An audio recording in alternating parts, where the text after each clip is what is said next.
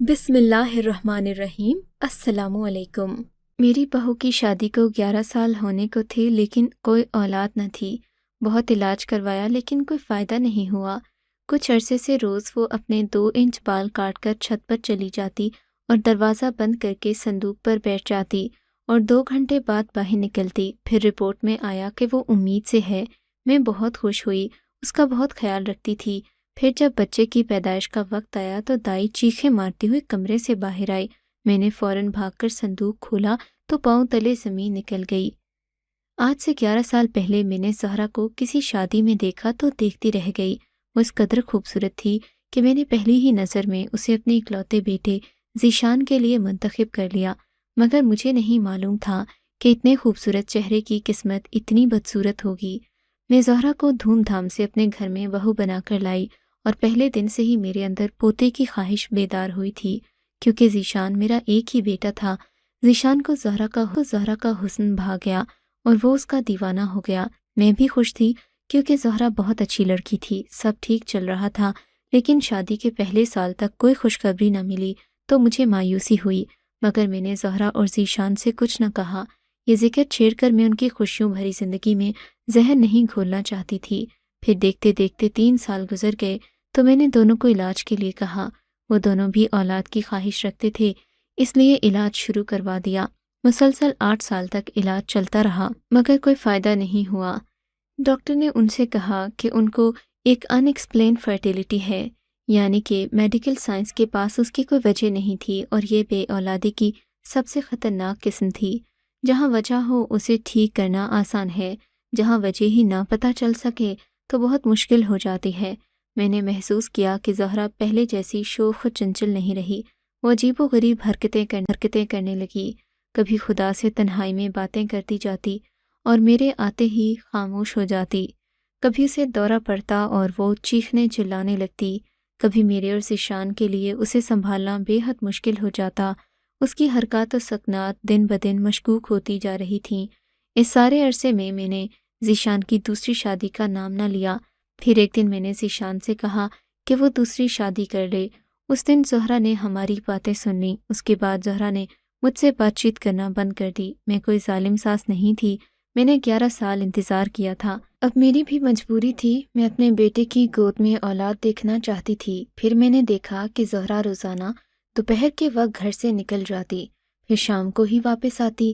میں نے اس سے اس کے متعلق نہ پوچھا کہ وہ روزانہ کہاں جاتی ہے۔ مجھے لگا وہ اپنی ماں کے گھر جاتی ہے۔ مجھ سے تو اس نے بات کرنا چھوڑ دی تھی۔ گھر میں عجیب سا ماحول بن گیا تھا۔ ذیشان سارا دن کام پر ہوتا، رات کو ہی واپس آتا تھا۔ اس کی نوکری ایسی تھی۔ گھر میں اور زہرا تھے اور تناؤ سا ماحول بن چکا تھا۔ زہرا اپنی منمانی کرنے لگی، مجھ سے پوچھے بغیر بلکہ بتائے بغیر ہی گھر سے نکل جاتی اور ذیشان کے آنے سے کچھ منٹ قبل واپس آ جاتی۔ میں نے سوچا اس بات کا ذکر ذیشان سے کروں۔ میں سمجھدار تھی، اس لیے میں نے آرام سے یہ بات ذیشان کے گوش گزار کی تو وہ بولا، اماں، زہرا اولاد نہ ہونے کی وجہ سے اداس ہو گئی ہے بہت، اس لیے روزانہ اپنی ماں کے پاس چلی جاتی ہے اور وہاں اپنا دھیان بانٹ لیتی ہے۔ ذیشان نے کہا تو مجھے اندازہ ہوا کہ زہرا نے اسے اجازت لے لی ہے۔ خیر میں چپ ہو گئی۔ اب میرے گھر کی اداسی مجھے مار رہی تھی۔ میں نے دعائیں تیز کر دیں، تہجد پڑھ کر اپنے پوتے کے لیے دعائیں کرنے لگی۔ ساری رات جاگ کر دعا کرتی اور یہی کہتی کہ اللہ ذیشان کو زہرا سے ہی اولاد جلدی عطا کرے۔ مجھے اپنے بیٹے کا جتنا دکھ تھا اتنا ہی زہرا کا بھی دکھ تھا۔ میں خود غرض نہیں تھی مگر مجھے نہیں پتا تھا کہ میں جس پوتے کے لیے دعا مانگ رہی ہوں وہی میری جان کا عذاب بننے والا تھا۔ ایک رات آدھی رات کو میری آنکھ عجیب سے شور سے کھلی۔ ایسا محسوس ہو رہا تھا کوئی کچھ وزنی چیز گھسیٹ رہا ہو۔ اس کی چرچراہٹ کی آواز سے میں بیدار ہوئی۔ میں اٹھی اور کھڑکی سے لانچ میں جھانکنے لگی۔ یہ کس چیز کی آواز ہے؟ میں نے دیکھا ایک وزنی صندوق ہے جو بہت ہی قدیم زمانے کا لگ رہا تھا۔ زہرا اس صندوق کو گھسیٹتی ہوئی سیڑھیوں کی طرف لے جا رہی تھی۔ میں حیران ہوئی کہ یہ صندوق زہرا کے پاس کہاں سے آیا، وہ اتنی رات کو اسے کہاں لے جا رہی تھی۔ وہ صندوق کافی وزنی تھا اور زہرا سے اٹھایا بھی نہیں جا رہا تھا، مگر پھر بھی وہ آدھا گھنٹہ لگا کر اسے سیڑھیوں سے اوپر لے گئی۔ پہلے میں نے سوچا باہر نکل کر پوچھ لوں زہرا سے اس صندوق کے بارے میں، لیکن پھر یاد آیا وہ تو مجھ سے ناراض ہے۔ میں پوچھتی بھی تو آگے سے اس نے کوئی جواب نہیں دینا تھا۔ خاص بات یہ تھی کہ آج اس باہر گیا ہوا تھا، یعنی زہرا اس انتظار میں تھی کہ ذیشان گھر پر نہ ہو تو وہ یہ برا کام سر انجام دے۔ پھر زہرا کافی دیر چھت پر ہی رہی۔ مجھے نیند کا غلبہ تھا، میں مزید انتظار نہ کر سکی اور سو گئی۔ پھر میں اس واقعے کو بھول گئی۔ میں اگر ذیشان سے ذکر کرتی تو میں ہی بری بن جاتی، کیونکہ ذیشان زہرا کے خلاف ایک لفظ بھی سننے کا روادار نہ تھا۔ پھر ایک دن میں بنا دستک دیے زہرا کے کمرے میں گئی تو دیکھا وہ اپنے بال کینچی سے کاٹ رہی ہے۔ اس نے 2 انچ بال کاٹے اور ان بالوں کو اپنے دوپٹے کے پلو میں باندھ دیا۔ یہ منظر دیکھ کر مجھے کسی انہونی کا احساس ہوا۔ میں دروازے کے پیچھے چھپ کر دیکھنے لگی کہ زہرا کیا کرنے والی ہے۔ میں نے دیکھا وہ چھت کی جانب بڑھ رہی ہے۔ چھت پر ایک بوسیدہ سا کمرہ تھا جس میں کاٹ کباڑ رکھا ہوتا تھا۔ سالوں پرانی ٹوٹی پھوٹی چیزیں وہاں رکھی ہوئی تھیں۔ میں خود نہ جانے کتنے سال سے اس کمرے میں نہ گئی تھی، کیونکہ وہ کمرہ چھت پر تھا اور میں گھٹنوں کی مریضہ تھی، اسی لیے سیڑھیاں چڑھنا میرے لیے کسی پہاڑ چڑھنے کے مترادف تھا۔ یہ مغرب کا وقت تھا۔ زہرا مغرب کی اذان ہوتے ہی اوپر چھت پر چلی جاتی اور عشاء کی اذان کے بعد ہی واپس آتی۔ یہ سلسلہ 1 ماہ تک بلا ناغہ چلتا رہا۔ مجھے تجسس ہوا تھا کہ زہرا کیوں اپنے بال کاٹ کر چھت پر جاتی ہے۔ ایک شام جب وہ چھت پر گئی تو میں نے ہمت کر کے سیڑھیاں چڑھتے ہوئے وہاں پہنچ گئی، یہ دیکھنے کے لیے کہ آخر میری بہو کیا کرتی ہے۔ ہر انسان کی طرح مجھے بھی تجسس تھا۔ میں نے اس کمرے کا دروازہ کھول کر دیکھا تو زہرا آنکھیں بند کیے اسی صندوق کے اوپر بیٹھی ہوئی تھی۔ میں یہ منظر دیکھ کر پریشان ہو گئی کہ آخر ماجرا کیا ہے۔ میں نے چپ چاپ کمرے کا دروازہ بند کیا، نیچے آ گئی۔ یہ سب مزید 1 ماہ چلتا رہا۔ پھر ایک دن زہرا غش کھا کر گر پڑی۔ ذیشان اسے فوراً ہسپتال لے گیا تو معلوم ہوا کہ زہرا ماں بننے والی ہے۔ میری سماعتوں سے اس سے خوبصورت جملہ آج تک نہیں سنا تھا۔ یہ ایک جملہ نہیں بلکہ ہمارے لیے زندگی تک میں نے اپنی بہو کا بہت خیال رکھا۔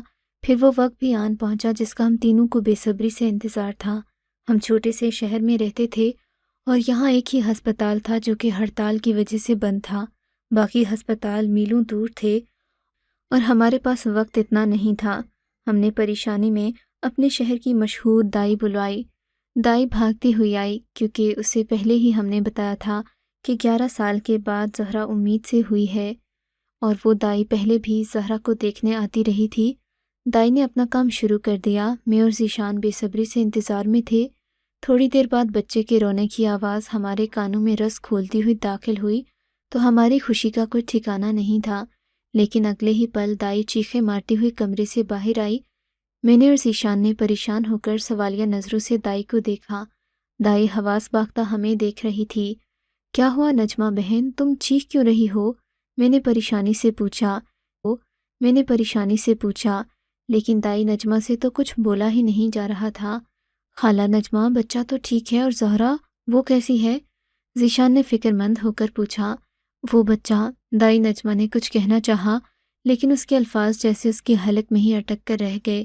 میں اور ذیشان فوراً کمرے کی جانب بھاگے تو وہاں بچے کو دیکھ کر میرے اور ذیشان کے پیروں تلے سے جیسے زمین سرک گئی، کیونکہ بچے کا سارا جسم 2 انچ تک بالوں سے بھرا ہوا تھا۔ جسم کا کوئی حصہ ایسا نہیں تھا جہاں بال نہ ہوں۔ ایسا محسوس ہوتا کہ انسان کا بچہ نہیں، جیسے کوئی ریچھ کا بچہ ہی بالوں سے بھرا ہو، اور بال 2 انچ جتنے لمبے تھے۔ میرا سر چکرانے لگا۔ ذیشان نے مجھے تھام لیا۔ اماں، سنبھالو خود کو۔ ذیشان میرے لیے پریشان ہوا۔ میں نے اپنے آپ کو سنبھال لیا، یہ سوچ کر کہ ذیشان پہلے ہی بچے کی وجہ سے پریشان ہے، میرا رد عمل اسے اور پریشان کر دے گا۔ پھر ہفتہ یوں ہی گزر گیا۔ ہم نے دائی نجمہ سے کہا کہ لوگوں کو تو تماشا چاہیے۔ ہم نے بچے کو لوگوں سے چھپا دیا اور کسی اور کا نامولود بچہ ذیشان گھر لے آیا۔ جو بھی بچہ دیکھنے آتا ہم اسے وہ بچہ دکھا دیتے۔ جب دیکھنے والے سب دیکھ چکے تو ہم نے وہ پرایا بچہ ان کے والدین کو واپس کر دیا۔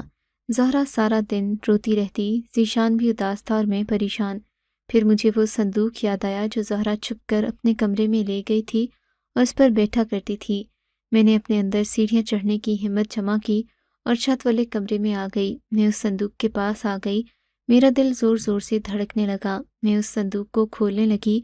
جیسے ہی میں نے صندوق کھولا تو میری جان نکل گئی، کیونکہ وہ صندوق بالوں سے بھرا ہوا تھا۔ وہ کسی اور کے نہیں، زہرا کے بال تھے۔ پھر مجھے محسوس ہوا کہ اس نے انسانی بالوں کے علاوہ کسی جانور کے بال بھی تھے، یہ بالوں کا ہی چکر تھا۔ میں نیچے آئی اور زہرا سے پوچھا۔ جیسے ہی میں نے پوچھا وہ پھوٹ پھوٹ کر رونے لگی، پھر اس نے حقیقت بتائی۔ وہ سن کر میرے تو رونگٹے کھڑے ہو گئے۔ زہرا نے ساری کہانی مجھے شروع سے سنانا شروع کی۔ اماں، مجھے خاندان کی ایک عورت نے بتایا تھا کہ ایک عامل ہے جو بانجھ عورتوں کی ایک عمل بتاتا ہے۔ وہ عمل کرنے سے اب تک کافی کو اولاد ہوئی ہے، لیکن شرط یہ ہے کہ اس بات کو راز رکھنا، وہ کسی کو نہیں بتانا۔ بچہ پیدا ہونے تک اگر بچہ ہو گیا تو یہ راز صرف بانجھ عورت کو ہی دینا ہے، پھر وہ عورت عامل سے علاج کروائے۔ اس طرح جس بانجھ عورت کو اولاد چاہیے ہو، وہ رازداری سے دوسری بانجھ عورت کو یہ بات بتائے کہ اسے پیر بابا کے پاس لے آئے۔ وہ عورت خود بانجھ تھی، پھر اسے اولاد ہوئی تو وہ مجھے عامل بابا کے پاس لے گئی۔ میں روزانہ دوپہر کو عامل کے پاس جاتی۔ آپ سب کو دکھایا کہ میں اماں کے پاس جاتی ہوں۔ پھر عامل بابا نے مجھے ایک صندوق دیا کہ اسے ایسی جگہ رکھو جہاں کسی کی نظر اس پر نہ پڑے۔ میری نظر میں چھت والا کمرہ ہی تھا جہاں کوئی نہیں جاتا تھا۔ میں نے وہ صندوق وہاں رکھ دیا۔ عامل بابا نے کہا کہ روزانہ مغرب کے وقت اپنے 2 انچ بال کاٹ کر آنکھیں بند کر کے صندوق میں رکھو۔ یاد رکھنا آنکھیں کھول کر اور کبھی بھی اس صندوق کو نہ دیکھنا، ورنہ سارا عمل الٹا ہو جائے گا۔ میں 2 ماہ تک ایسا ہی کرتی رہی۔ اپنے بالوں پر عامل بابا کا سکھایا ہوا منتر پڑھ کر پھونکتی اور آنکھیں بند کر کے ان بالوں کو صندوق میں رکھ دیتی۔ پھر جب میں امید سے ہوئی تو عامل بابا نے کہا کہ یاد رکھنا صندوق کھول کر نہ دیکھنا، اور بچہ پیدا ہونے کے بعد اس صندوق کو کسی دریا میں پھینک دینا۔ اگر صندوق کھول کر دیکھا تو تمہارا عمل خراب ہوگا۔ میں نے عامل بابا سے پوچھا کہ آخر صندوق کا راز کیا ہے؟ عامل بابا نے کہا کہ صندوق میں ایک ایسا راز ہے جسے نہ دیکھنے اور نہ جاننے میں ہی بھلائی ہے۔ امید سے ہونے کے بعد میں نے وہ عمل ترک کر دیا، لیکن میں روزانہ اس صندوق کے راز کے متعلق سوچتی۔ 9 ماہ تک میں نے خود پر قابو رکھا، لیکن بچہ کے مارے وہ صندوق کھول کر دیکھا، لیکن دیکھ کر میری جان ہی نکل گئی، کیونکہ وہاں میرے بالوں کے سمیت کسی جانور کے بال بھی تھے۔ میں خوفزدہ ہو گئی اور صندوق بند کر دیا، مگر اسی وقت مجھے درد شروع ہو گیا۔ پھر کیا ہوا سب آپ کے سامنے ہے، یہ کہہ کر زارا زارو قطار رونے لگی۔ میں نے اسے گلے سے لگا لیا۔ وہ میرے کاندھے پر سر رکھ کر روتی رہی۔ پھر اچانک میری ذہن میں ایک بات آئی۔ میں نے زہرا سے پوچھا، بہو، کیا تم مجھے اس عامل بابا کا پتہ دے سکتی ہو؟ میں نے کہا، اماں، انہوں نے منع کیا تھا کہ ان کا پتہ کسی کو نہ دوں۔ زہرا بولی، اچھا یہ بتاؤ اس عامل بابا نے تم سے کتنے پیسے لیے تھے؟ میں نے پوچھا۔ اماں، اس نے میرا سارا کا سارا زیور لے لیا تھا۔ زہرا نے کہا تو میں سارا معاملہ سمجھ گئی۔ بیٹا، مجھے لگ رہا ہے کہ وہ کوئی عامل بابا نہیں بلکہ ایک اناڑی جادوگر تھا، اور صندوق کھول کر دیکھنے سے اس کا جادو الٹا ہو گیا۔ میں نے زہرا سے کہا اور ساری بات ذیشان کو بتائی۔ ذیشان نے زہرا سے اس جادوگر کا پتہ لیا۔ وہاں جا کر دیکھا تو وہ جادوگر بہت ساری عورتوں کا زیور لوٹ کر وہاں سے فرار ہو چکا تھا۔ اب ہمیں سمجھ میں کچھ نہیں آ رہا تھا کہ بچے کا کیا کریں۔ پھر مجھے خیال آیا کہ ایک ماں کی دعا میں کتنی طاقت ہے۔ میں نے زہرا سے کہا، دیکھو زہرا بیٹا، یہ بچہ اس جادوگر کی کرامت سے نہیں ہوا، یہ میری دعا سے ہوا ہے۔ پچھلے کچھ عرصے سے میں نے اپنی دعائیں تیز کر دی تھیں۔ یہ ایک ماں کی دعا لگی ہے، اس میں عامل بابا کا کوئی کمال نہیں، مگر تم جادوگر کے پاس جا کر اللہ کو ناراض کیا ہے۔ بچہ تو تمہیں اللہ کے فضل سے اور میری دعا سے ہوا، لیکن اس بچے کی یہ حالت اس اناڑی جادوگر نے خراب کی۔ اب ہم تینوں کے پاس دعا کے علاوہ کوئی راستہ نہیں۔ ذیشان، تم اور زہرا اپنے بچے کے لیے دعا کرو۔ والدین کی دعا بچے کو لگتی ہے اور میں تم تینوں کے لیے دعا کرتی ہوں۔ میں نے دونوں سے کہا تو انہیں کچھ ڈھارس ملی۔ اماں، آپ صحیح کہہ رہی ہیں۔ یہ خواہش میں اتنی اندھی ہو گئی تھی کہ مجھے ہوش ہی نہیں رہا کہ میں کیا کر رہی ہوں۔ وہ منتر جو اس بابا نے مجھے پڑھنے کو کہا تھا وہ شیطانی منتر تھا، مجھے معلوم بھی تھا، لیکن مجھ جیسی عورتیں اولاد کی لالچ میں صحیح اور غلط کا فرق بھول جاتی ہیں۔ اب میں اور ذیشان اپنے بچے کے لیے دل سے دعا کریں گے، وہ ٹھیک ہو جائے گا۔ زہرا نے کہا۔ ہم تینوں نے اللہ کو پکارنا شروع کر دیا۔ ہم ساری رات جاگ کر بچے کے ٹھیک ہونے کی دعا کرتے اور اپنے گناہوں کی معافی مانگتے۔ مجھ سے اپنے بچوں کا دکھ دیکھا نہیں جا رہا تھا، اس لیے دل سے دعا نکل رہی تھی۔ میں نے بچے کو غور سے دیکھا کیونکہ میں ہی اس کا خیال رکھتی تھی۔ زہرا کو اس سے ڈر لگتا تھا، وہ اسے اٹھاتی بھی نہیں تھی۔ میں بچے کو ڈبے والا دودھ دیتی، اس کے سونے جاگنے کا خیال رکھتی۔ پھر میں نے سوچا بچے کو نہلا لوں، آخر وہ بھی انسان ہے، اسے صفائی کی ضرورت ہے۔ یہ سوچ کر میں نے پانی گرم کیا اور بچے کو دھوپ میں لے آئی۔ اللہ کی حکمت تھی اس میں بھی۔ میں نے جیسے ہی گرم پانی ڈال رہے تھے، میں دیکھ کر حیران ہوئی۔ دیکھنے میں وہ بچہ بالکل ریچھ کا بچہ لگ رہا تھا، بالوں کی وجہ سے، یہاں تک کہ اس کا چہرہ اور ناک بھی بالوں سے بھرا ہوا تھا۔ میرے آنسو چھلک پڑے۔ پھر اچانک میرے ذہن میں جھماکا ہوا، ذیشان بیٹے ادھر آؤ۔ میں نے اسے زور سے پکارا تو وہ آیا۔ کیا ہوا ماں؟ ذیشان نے کہا۔ دیکھو اس کے بال کہیں کہیں سے صاف ہو رہے ہیں، اس کا مطلب اس کا علاج ممکن ہے۔ ہم بچے کا علاج کرواتے ہیں، کیا پتہ ٹھیک ہو جائے۔ میں نے ذیشان سے کہا۔ نہیں اماں، میں اسے ڈاکٹر کے پاس نہیں لے جا سکتا، اس کا اور ہمارا تماشا بن جائے گا، دنیا ہمارا مذاق بنا دے گی، لوگ کہیں گے یہ ہمارے گناہوں کی سزا ہے۔ ذیشان نے کہا تو میں مایوس ہو گئی اور میرے دل کی امید ابھی بھی باقی تھی۔ پھر مجھے کہیں سے معلوم ہوا کہ حکیم صاحب ہیں جو بہت ضعیف ہیں اور سالوں کا تجربہ ہے۔ ذیشان ہم اس بچے کو حکیم صاحب کے پاس لے جاتے ہیں، اس طرح دنیا کو پتہ نہیں چلے گا، کیا پتہ ہمارا بچہ ٹھیک ہو جائے۔ میں نے ذیشان سے کہا تو وہ راضی ہو گیا۔ حکیم صاحب کا گھر دور کسی پہاڑی میں تھا۔ اللہ ہی جانتا ہے کہ میں اور ذیشان کیسے وہاں تک مشقتیں اٹھا کر پہنچے۔ میں دعا کرتی جا رہی تھی اور ذیشان سے بھی کہا دعا کا۔ مجھے دعا پر یقین تھا۔ اللہ تعالیٰ نے فرمایا میں تمہارے گمان سے بہت قریب ہوں، اس لیے میں نے ہر پل ہر لمحہ اللہ سے اچھا گمان رکھا۔ ہم حکیم صاحب کے پاس پہنچے۔ میں نے بچے کو کپڑے میں چھپایا ہوا تھا۔ پھر ہم جیسے ہی اندر گئے، وہاں حکیم صاحب بیٹھے ہوئے تھے۔ ان کے چہرے کی جھریوں سے ان کا سالوں کا تجربہ نظر آ رہا تھا۔ وہ ایک باریش بزرگ تھے، ان کا چہرہ نورانی تھا، ایسا لگ رہا تھا وہ حکمت کے ساتھ اللہ والے بھی تھے۔ میں اور ذیشان ان کے سامنے بیٹھ گئے۔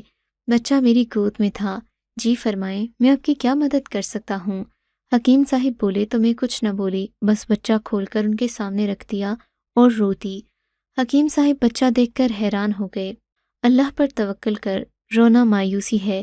حکیم صاحب نے بچے کو دیکھتے ہوئے کہا، میں اپنے تجربے کے مطابق دوا بناتا ہوں، کچھ جڑی بوٹیاں ہیں جس میں اللہ تعالیٰ نے بہت شفا رکھی ہے، میں ان سے دوا بناتا ہوں، مگر بیٹا آپ کو تھوڑی محنت کرنا پڑے گی۔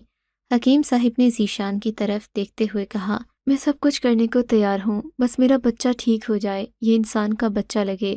ذیشان نے کہا، بیٹا یہ انسان کا بچہ ہی ہے، ہر بیماری کا علاج ہے، ہم اپنی کوشش کر کے دیکھتے ہیں، بس تمہیں جڑی بوٹیاں مختلف مقامات سے لانا ہوں گی، الگ الگ پہاڑوں سے۔ حکیم صاحب نے کہا۔ ذیشان کو تقریباً 5 دن لگے جڑی بوٹیاں جمع کرنے میں۔ جب تک ہم حکیم صاحب کے گھر رہے، ان کی بہو نے ہمارا بہت خیال رکھا۔ پھر حکیم صاحب نے دوا بنا کر ہمیں دی اور کہا کہ اس دوا کو تب تک بچے کے جسم میں روزانہ لگاتے جاؤ جب تک اس کے سارے بال صاف نہ ہو جائیں اور اس کی اصل کھال واضح نہ ہو جائے۔ ہم دوا لے کر گھر واپس آ گئے۔ زہرا کے ساتھ اس کی والدہ تھیں۔ ہم نے واپس آ کر زہرا کو حوصلہ دیا کہ اس کا علاج ہے اور یہ ٹھیک ہو جائے گا۔ اب میں روزانہ بچے کو نہلا کر دوا مل دیتی، پھر صبح سویرے وہ دوا صاف کر کے اسے پھر سے نہلا کر دوا لگا دیتی۔ میں نے لگاتار 1 ماہ تک ایسا کیا۔ اس دوران آہستہ آہستہ بچے کے بال جھڑتے رہے، یہاں تک کہ اس کی کھال واضح نظر آنے لگی۔ مزید 1 ماہ بعد دیکھا تو بچہ بہت خوبصورت اور گورا تھا۔ اب بچے کی اصل صورت نظر آئی تو بالکل ذیشان کے جیسا تھا۔ اللہ کا یہ معجزہ دیکھ کر ہماری خوشی کا کوئی ٹھکانہ نہیں تھا۔ دیکھتے دیکھتے بچہ بالکل ٹھیک ہو گیا، اس کے سارے ریچھ جیسے بال ختم ہو گئے۔ ہم نے سوچا کہ حکیم صاحب کا شکریہ ادا کریں۔ ہم بچے کو حکیم صاحب کے پاس لے گئے، وہ بھی قدرت کی اس کارگری پر حیران تھے۔ اللہ نے ہم پر کرم کیا، صرف اس لیے کہ ہم نے مایوس ہونے کی بجائے اللہ پر توکل کیا، اللہ سے دعا مانگی اور اس نے ہماری سن لی، ورنہ ایسے بچوں کو لوگ خوف کے مارے جنگل میں پھینک دیتے ہیں۔ آج میرا پوتا 10 سال کا ہو گیا ہے، اس سے ہمارا گھر جنت بن گیا ہے۔ سچ ہے اللہ ہمارے گمان سے بے حد قریب ہے۔ بجائے پریشان ہونے کے اور رونے دھونے کے، ہمیں علاج کرنا چاہیے اور اللہ پر توکل۔ آپ کو اگر یہ کہانی اچھی لگی ہے تو اس ویڈیو کو لائک کیجیے اور اس طرح کی مزید کہانیاں سننے کے لیے ہمارے چینل کو ضرور سبسکرائب کیجیے۔ کہانی سننے کا شکریہ۔ آپ سے ملاقات ہوگی اگلی ویڈیو میں، تب تک کے لیے اللہ حافظ۔